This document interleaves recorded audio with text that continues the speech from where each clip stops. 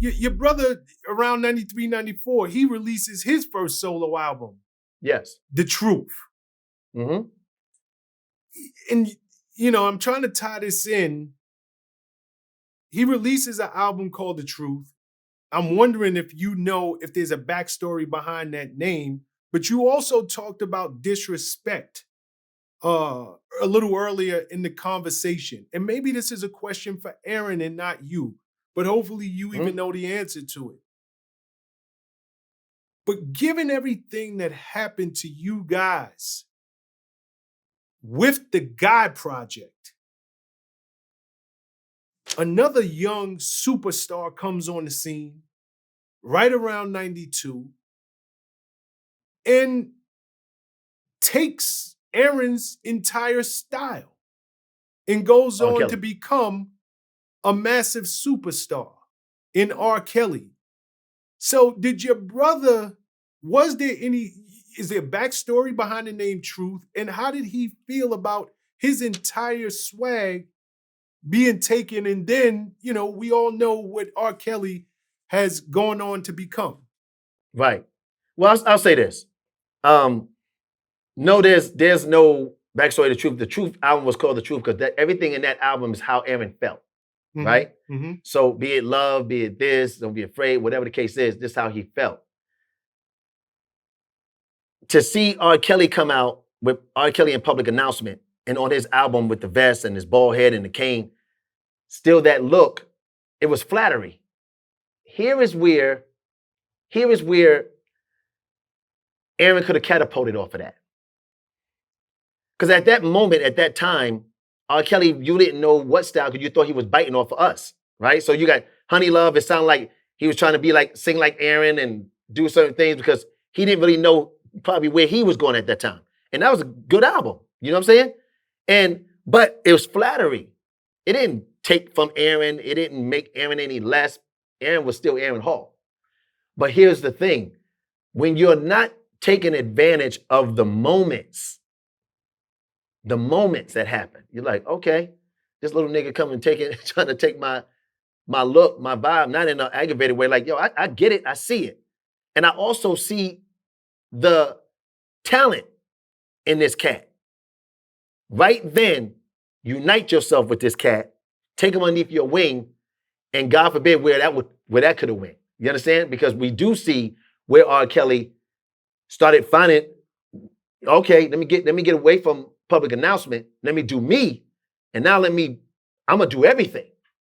I'm gonna do hip hop. I'm gonna do trap before trap come out. I'm gonna flip things. Like he was doing that stuff before trap came out, bro. R. Kelly, right? And he still had respect for Aaron. But it's all about what people do for themselves in the business. You understand? Like if you don't see this is my time to drop another record, drop another single, go to him, do a duet with him, let people see it's me, but it's me first and him. It's like having Stevie Wonder and Charlie Wilson on the record, right? It's like when Boomerang soundtrack came out and you had Aaron Hall and Charlie Wilson on the record. To hear that record, it's phenomenal.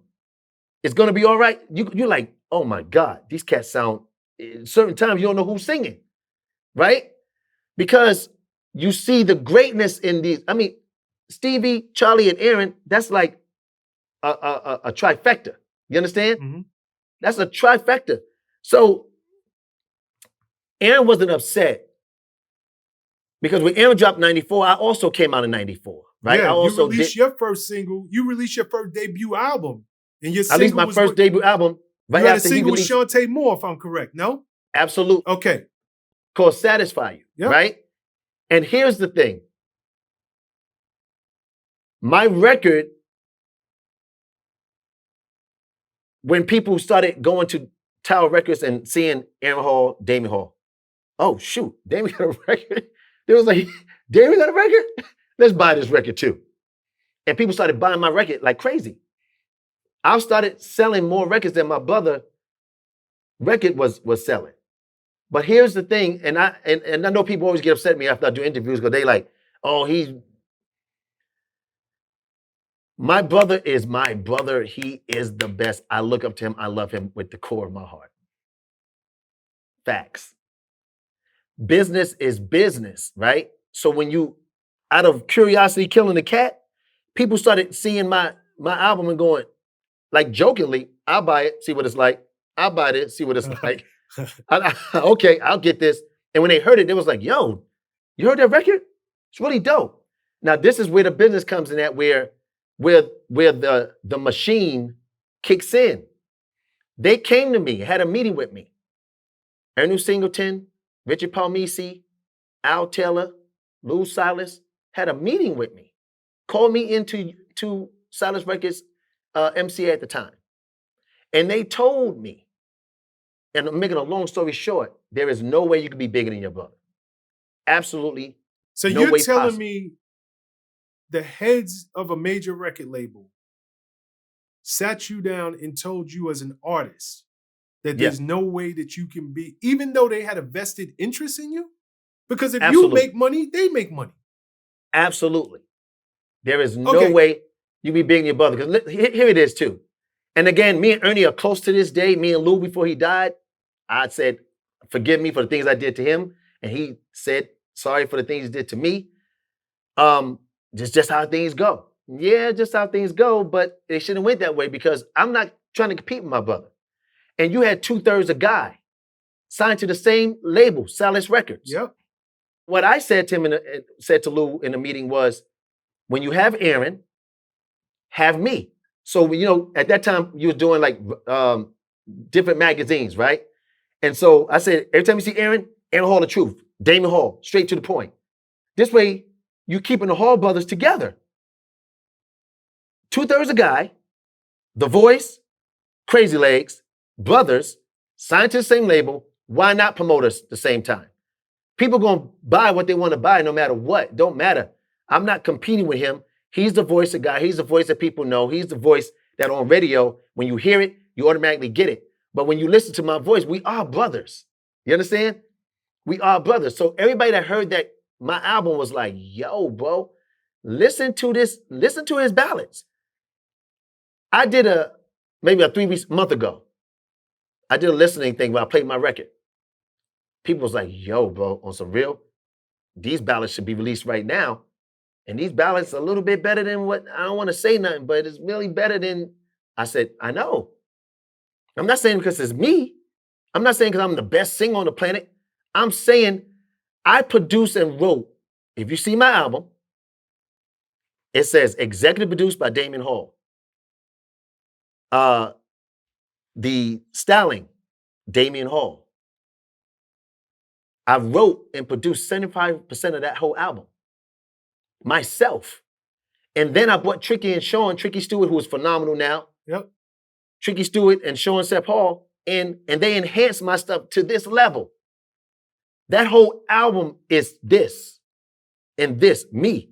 Every lyric, me. Outside of the 3 songs, Thank You, Jesus, for Brian McKnight, and the single that I did with Satisfy You with Brian Loren, with Chante Moore. Those are the only 4 songs that I didn't produce and write on the album. And I did a remake of A Song for You that was done by John Nettlesby. So 5 songs out of 16 songs. So 11 songs was written and produced by me. And the other songs were co-produced. So when you think about that, you got to go, when artists wasn't executive producing their records back then, they wasn't producing their own albums back then, I did. And then when Lou Silas died, they came to me and said, D, we got to tell you the truth. You sold crazy records. You actually went gold, bro. And that... So straight to the point went gold. Yeah, straight to the point went gold. And I never got a gold plaque. They never brought it up. It was off the record when Lou Silas died. They said, Damian, we felt so bad what was happening to you because you had one single. And your one single was catapulting your record because people just couldn't believe that you had a record out there. And then when they heard it, they loved it.